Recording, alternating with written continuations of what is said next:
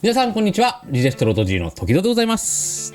お風呂上がりに失礼いたします。本日は我らがリジェクトのストリートファイターリーグ第9節ホームでの VS デトネーションフォーカス2戦が行われましたので、そちらを振り返っていきたいと思います。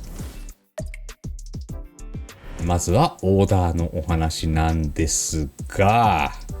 これはですね、いろいろありましたね。フードが体調が悪くなっちゃって一緒にオフィスで練習できなくなったりとか、レシャーがですね、なぜか、フラッと遊びに来た孫さんにですね、ボコボコにされてしまい、レシャーが自信を失ってしまうという、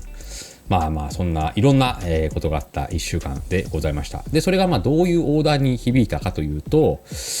ここ何としても加点したかったんで、今までの感じで言うと、なんだかんだ相手の大将に対して、フードかレシャーをね、合わせに行くという作戦。今までね、非常に強力だったんですが、また今回は、マンツーマンで自分の行きたい組み合わせ、自分の得意な組み合わせに行くのが、いいんじゃないかなということで、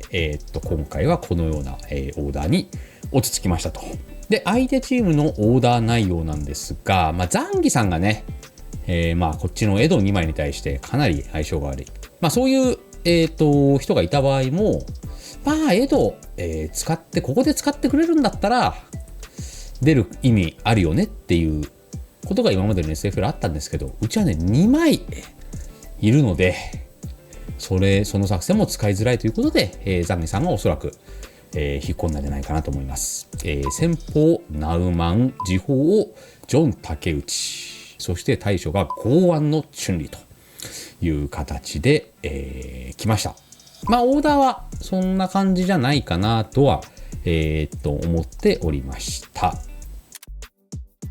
はい、こちら第1試合だったんですが、毎戦といえば、時戸でございます。この組み合わせね、JP でも結構自信が最近出てきたんですが、今までの、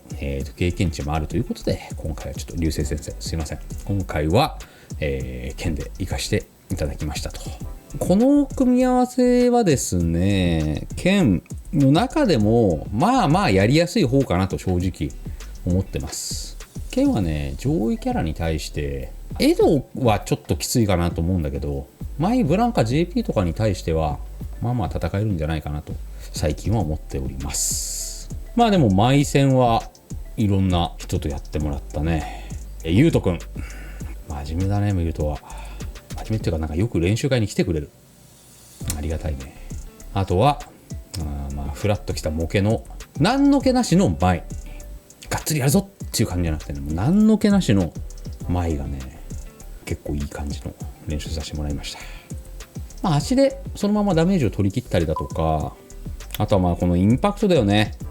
毎戦のインパクトポイントっていうのをちゃんとできたのかなと思います。こうやってね、自分がバーンアウトしちゃったりとかっていう結構大会あるあるのミスもあったんだけど、そこを早めに切り抜けられたのが、全体的な勝因になったのかなと。あとは細かい対策ね。この中足キャンセルとかに対してしっかりインパクトと。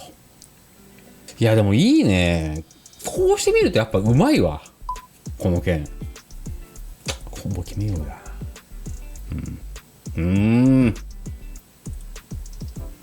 最後は後藤さんばりの遅らせコパになったと思います。今回ね、ホームなんですよ。なので、いざ自分が先鋒ってなってもびっくりしないようにしようっていうのはもう思ってました。先鋒って呼ばれてからもうすぐ準備しなきゃいけないんで、ストリートファイターリーグのディスコードに入ってからそこに入る前にちゃんといつもの儀式ですよね、その場ダッシュとかもやってちゃんと先鋒であってもいいように準備をしてから臨みましたということでございます。そして時報戦でございます。これね、やっぱね、正直なところフードの練習がいつもより見れなかったし、フードとのコミュニケーション、情報の共有っていうのがやっぱできてなかったっていうのは多分あるのかなと思った。向こうもね、江戸戦かなりがっつりやってたし、フードもやっぱオンラインで練習せざるを得ないから、フードがジョン君に行くのかなっていうのは多分向こうからしたらね読みやすかったと思うね。今日も本当に本調子じゃ、なかったと思うんだけど、そんな中自分がちゃんとジョンはしっかり担当しますっていう風なことを言ってくれたんでありがたかったね。試合内容っていうのが僕はちょっと振り返りづらいので、この組み合わせほとんど見れてなかったから、でもフードだったらこんな1試合取られてもなんとかしてくれるんじゃないかなっていうことは思ってましたけどね。ジョン君の気合がフードを上回ったということにしておきましょうか。いいプレーだったね。フードは、体調を万全にして次の試合に臨みましょう。お疲れ様でした。さあ、そしてお時間でございます。ついに、チームリジェクト大将梅原大吾ザビーストの登場でございます。正直なところ最終日までねオーダーはなかなか決めかねてたんですよ。ただ今日梅原さんが5時過ぎにですねリジェクトに到着し、チュンリ戦やりたいと新しい戦い方を編み出したみたいな、正直なところ今と思ったけど、でも頼もしい言葉聞けたんで、じゃあ梅原さんに行ってもらって、でレシャーに、ザンギさん行ってもらうと。このね組み合わせはねだいぶやってもらいましたからね。ヨヨザエモンさんほぼ毎日リジェクトオフィス来てくれまして、いやもう遠いのにありがとうございます。あだませいやさんとモケもねしっかり練習してもらったので、あんだけ強いプレイヤーが3人もいれば攻略進むよね。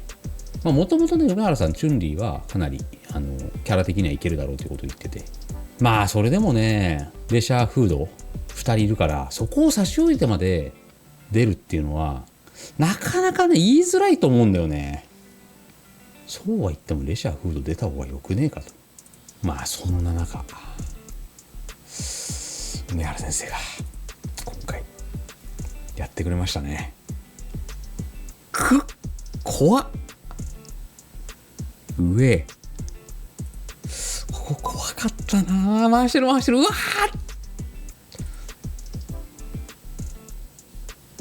そうだね、玉抜けからの追突を狙ったのかなと思ったんだけど、コパンだったみたいね。どうやらタッチジャックパンチで牽制しようとしたら前のコマンドが残ってて、SA が漏れてしまったというところにしっかり反撃をして、梅原先生勝利ありがとうございます。ということで、リジェクト対 DFM は30対10でリジェクト勝利となりました。ありがとうございます。いやー梅原さんやってくれました。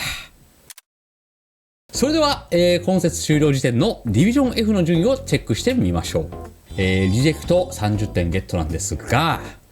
上位3チームイクサもゼータも30点仲良く取りましてですね、こちら、差は変わっておりません。で、リジェクトはねプレーオフはもう確定してるんですが、まだね、2位に落ちてしまう可能性がありますので、最終節に向けて、より気合を入れていきたいと思います。1週間後だね。ここからは、スタッフさんからの今節に関しての質問が届いておりますので、そちらに回答していきたいと思います。今節に関して DFM 側がこのオーダーだったら時々 JP を出していたというパターンはありましたか？最終日になった時点でもうなくなりましたね。僕が、51チュンリーに行くってなったら、JP を出したいなと思ってたんですけど、最終日になった時点でそれがなくなったので、なかったです。フード選手は自宅からの出場となりましたが、現地にいないことの影響は感じましたか？だからこれはね、フードが体調があんまり良くなかったみたいで、みんなにもね心配かけるの嫌だったしというので、自宅からでした。自宅もそうですけど、やっぱ練習っていうのが今回はフードに任せっきりになっちゃったなっていうのが、あとはオーダーがちょっと読まれやすくなりましたね、対戦相手にというところは影響があったんじゃないかなと思います。レシャー選手を出さないというのはかなり難しい決断だったと思いますが、時戸さん自身の迷いやチーム内での意見の衝突などはありましたか？これはでもね、割とすんなりいきましたね。レシャー自身がですね、今自分のプレイスタイルを見つめ直すと、そのきっかけになったのは林さんだったというですね、これは恐ろしいことですよ。というのもあり、あと梅原さんもこれまでね、勝ち星に恵まれなかったということもあって、ここで一つね、バーンと勝ってチーム全体に勢いがね、さらにつくということも狙いのうちの一つであったので、今回いい感じで、決まったんじゃないかなと思います。正直言うと、そうは言っても僕が前に出るよりはレシャーが出た方が、なんとかしてレシャー出てもらう方法はないのかなと考えてはいましたけれども、もうね、一人一対応と決めたからにはそれでいくということでございます。はい、先鋒戦1セット目最終ラウンド、起き上がりの無敵技で OD 勝利ではなく SS を打ったのはなぜですか？当たると思ったからですね。はい、SA は打ちたいと思いました。OD 昇竜がどされてドライブゲージすごい奪われるの嫌だったんで SA1 か3で迷ったんですが、当たると思ったんで SA3 を打ちました。対象戦のインターバルを22からではなく21から取ったのはなぜですか？またインターバル中ではどのようなやり取りがありましたか？これはいうことが結構あったから、21から取りました。で今回はフードだけその場にいなかったんですが、フードから言えることも結構ありそうだったので、早めの21のところから取って情報のね交換と共有をしました。インターバル中でどのようなやり取りがあったかというと、ゴーちゃんの中足ラッシュの後の攻めの、偏り方がありますよっていうのは、僕から伝えたと。でレシャーは遠距離からのドライブラッシュが、かなり有効で、このやり方だったら止められにくいんじゃないかということを言っていて、フードは、大パン波動を全部入れ込みで打っちゃってるのがちょっともったいないから、そこは、ちゃんと意図を大パンの意図は何なのということを、聞いて、でね、全部のアドバイスがそれなりに効いたんじゃないかなと思います。4試合目インターバルはね、かなりいい情報のやり取りができたんじゃないかなと思いますね。非常に重要な局面での出場で本節初の勝利を収めた梅原選手の試合前や試合後の様子について教えてください。これ梅レポートってこと？ここででもやっぱ気になったのは、自分が行くとはやっぱなかなか言い出しづらいんだよね、そのチームで。しかも 5-1 大勝って結構濃厚だったから、今日になるまでなかなか自分が行くとは梅原さんも言い出しづらかったと思うんだけど、本当にここ最近ちょっとレシャーの調子が良くなくて、プレーに迷いが生じていたりとか、結構ねへこんだりもする人なので、それを見てじゃないけど、ここはちょっと俺頑張んなきゃいけないなという感じで、決意みたいな感じだったのかなとか思いましたね。で試合後はでも嬉しかったと思いますよ。本当に強力なチームなので、出るっていうこともねなかなか難しいチームなんですが、そこでね大勝で出て、しかもねまた勝つっていうね。でやっぱりね事前の準備で梅原さんって特にそのスパー相手と本当に綿密にいろいろ吟味して、で日に日に内容がすごい良くなっていくので、それがしっかり出せて、やっぱスパー相手のね方々も本当に喜んでくれてたので、はい、ありがとうございました。ここからは最近のチームメイトの様子を私が皆様にお届けする。今回はだからもう梅レポートやっちゃったし、フードもいなかったから、今回はレシャーレポートということになりますわな。まずレシャーがですね、木曜日になんか来た孫さんに、これ完全に壊されまして、でその日以来レシャーのプレースタイルがあんまりうまくいかなくなって、でまた自分を見つめ直す時期だという話になって、そういう時期ねやっぱりなるんで、ましてやねレシャーさん若いし、まあ遠い韓国からねわざわざ日本に来て頑張ってるところでございますので、でも今日ね割とバーンアウト状態から復活してまして、元気そうにしてました。で今日の、孫さんの試合とかを見て、あの日の孫さんだったらなみたいな、まあ、今日の孫さんはかなりね、自分の動きできてなかったんで、まあそういう感じで、まあ、レジャーさんね、自分がリザーブで初めてだったんですよ。本当に1回も出なかった。前の年も1節1試合全部出てたんで、まあ、今回自分が試合をせずにチームが勝つというねことで、まあちょっとはね彼の肩の荷も下りたんじゃないかなと思いますので、まあ、引き続き頑張っていきたいなと思います。はい。次節はストリートファイターリーグ第10節、チーム福島いぶし銀に対してホームで迎え撃つ形となります。でこの試合でですね、30点以上取ればもう、最後のイクサ対ゼータの試合を、待つことなくリジェクトが1位通過、並びにね、また第10節で300点の大台も超えることとなります。まあ40点だね、全員勝って1位で通過させていただきますので、皆様何卒、